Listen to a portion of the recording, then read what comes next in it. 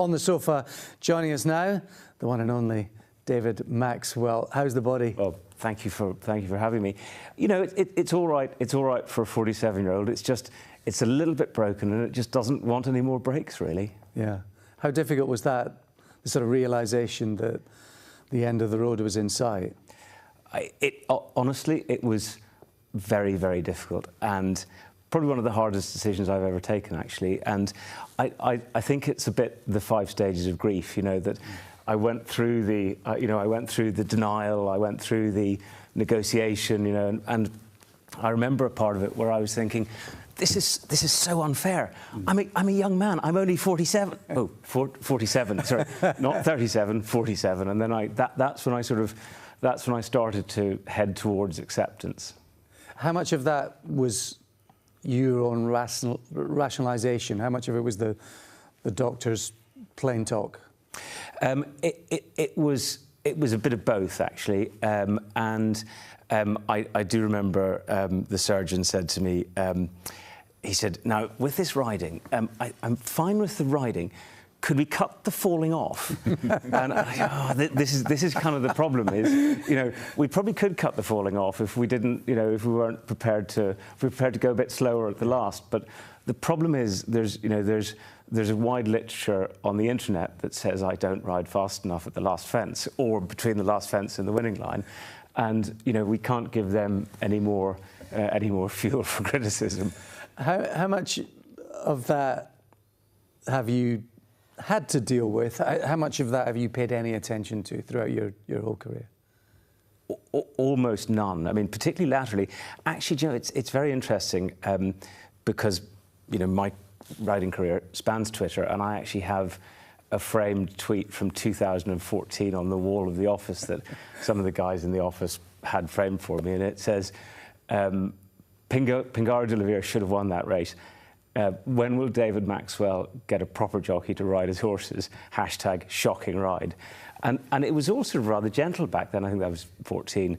But it has got a bit more aggressive in recent years, to the extent I literally never, I don't look, because I kind of feel it's pub talk. You know, it's not designed to be heard or read by the person who it's about. So I don't look. I think that's exactly the way both to express it and also to deal with it as well. But clearly someone like you can take that view, but you know, there are other people who aren't as strong characters for whom it's an absolutely, you know, who somehow insist on reading it to themselves, yeah. And it really affects them.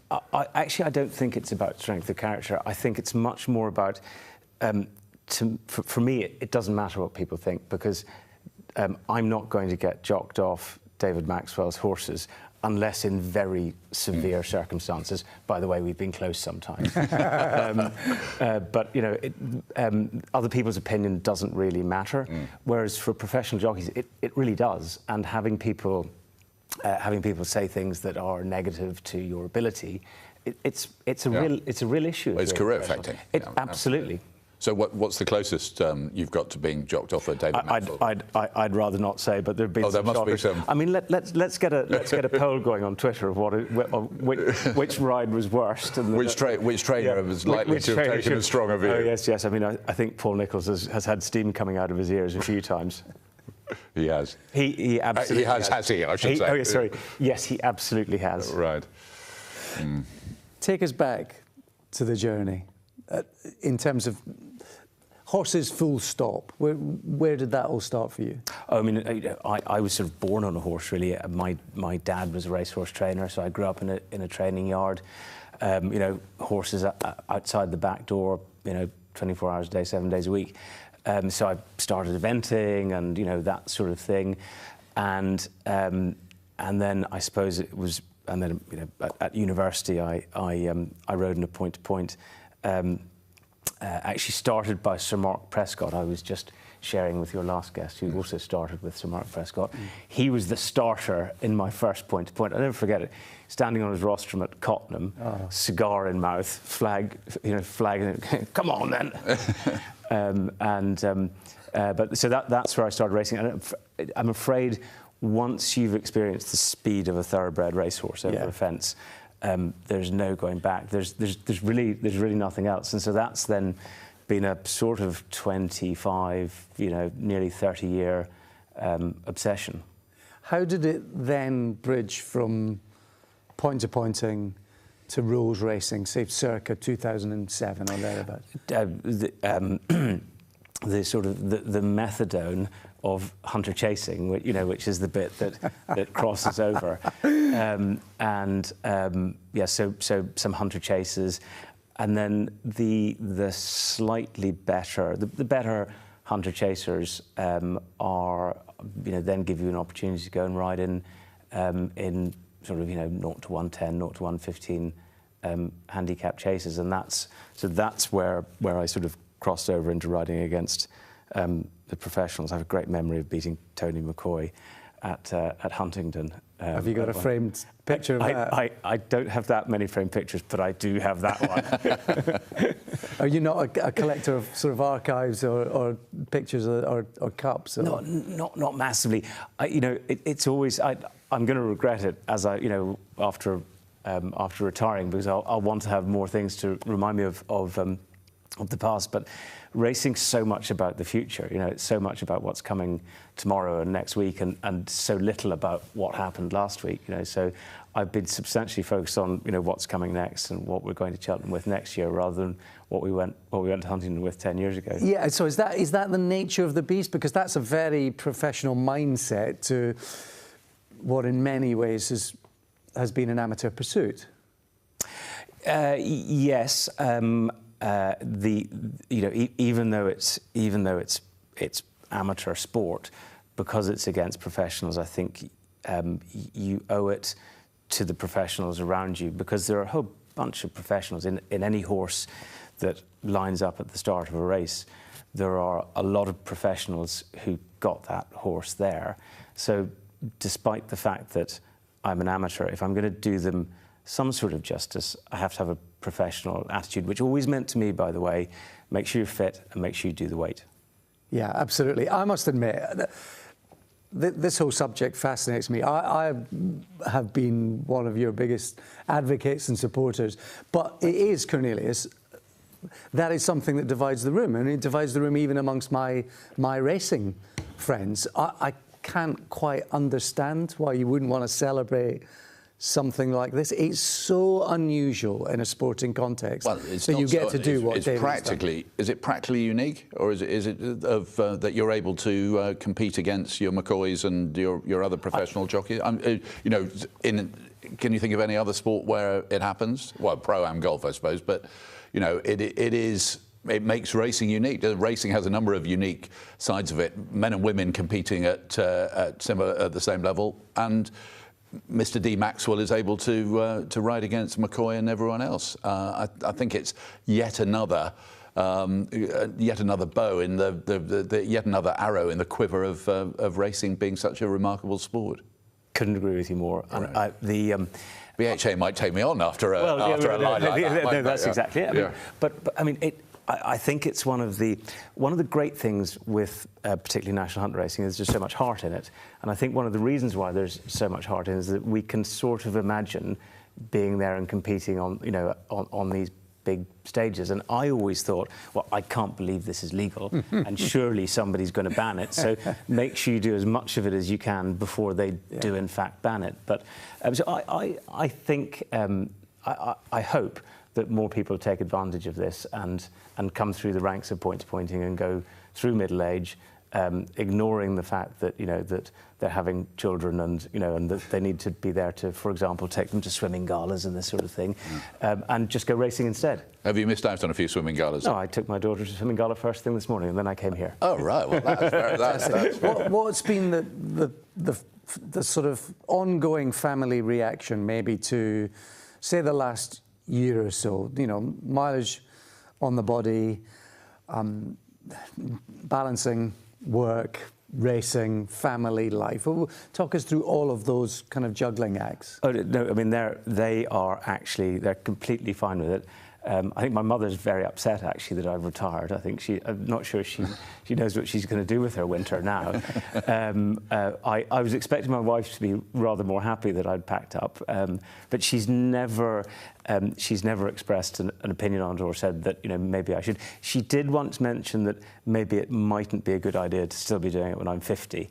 But I thought she might be happy when I took the decision. But she said, no, your decision, and if you wanted to continue, then that's fine.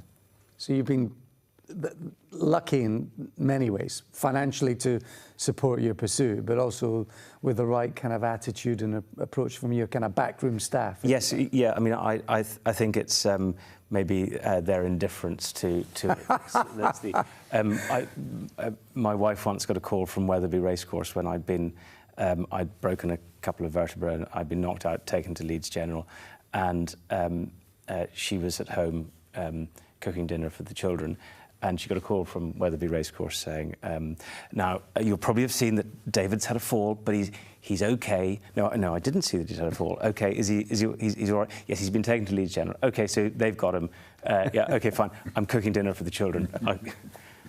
Everyone's got their own stuff. You touched on sort of banging heads with people like Tony McCoy. Did you manage, because you're not necessarily in day to day, but in regularly enough, did you still manage maybe to get a good slice of that uniqueness and camaraderie of the weighing room experience throughout your years? The weighing room's just fantastic. I mean, they're the most collegiate bunch of sportsmen you'll ever find, and actually that's probably one of the single greatest things in the sport. Is actually, I couldn't have done it without a supportive weighing room, and with the jockeys, with the professional jockeys, as long as you're safe, they're perfectly happy to ride against you. If you start not being safe, then they will rather forcibly state their opinion, as they are entitled to do.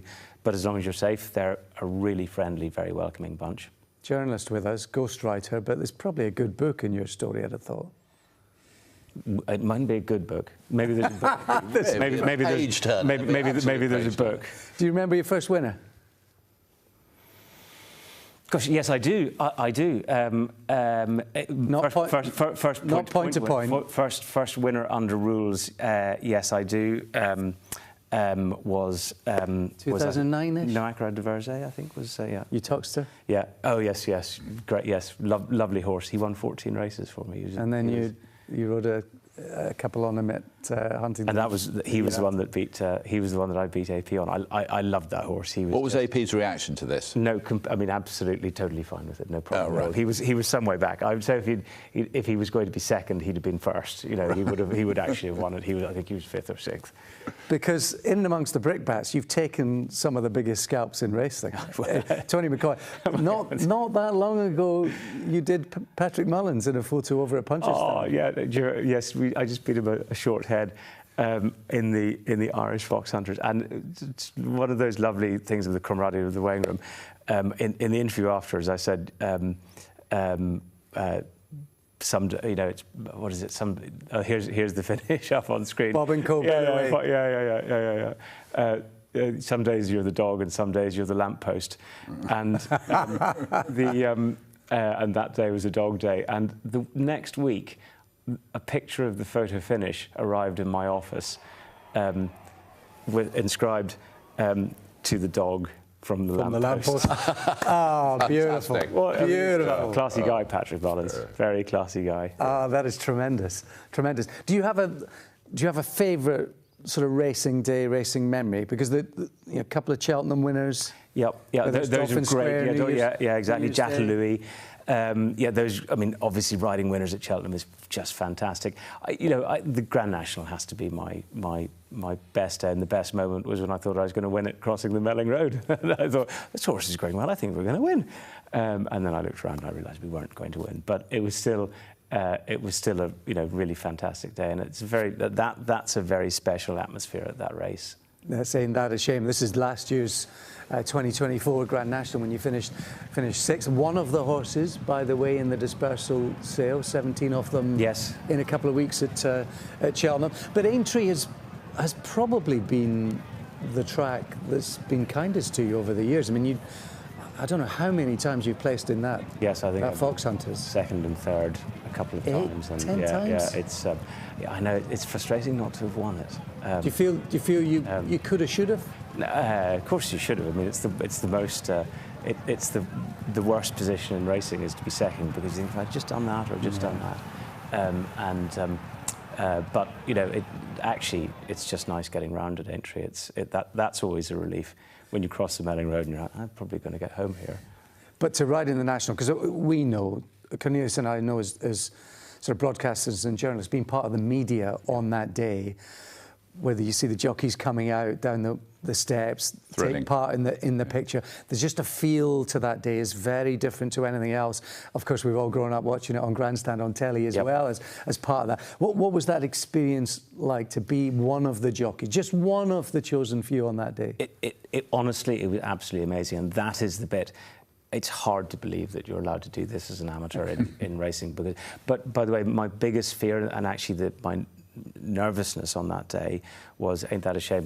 He's a strong traveller, and I was just terrified of getting run away with down to Beecher's Brook, you know, from the start. It was pin straight line. Especially with the start of that race. And yeah, exactly. And I thought, if I get run away with and let myself down in front of millions of viewers on racing's biggest day, that's really bad. So that was, you know, and I did think, going to have a look at the first, oh gosh, is this a good idea? Probably not, but we're here, so we're doing it, so let's do it. So what did you do, sort of physically and mentally, what did you do to counteract that on the day?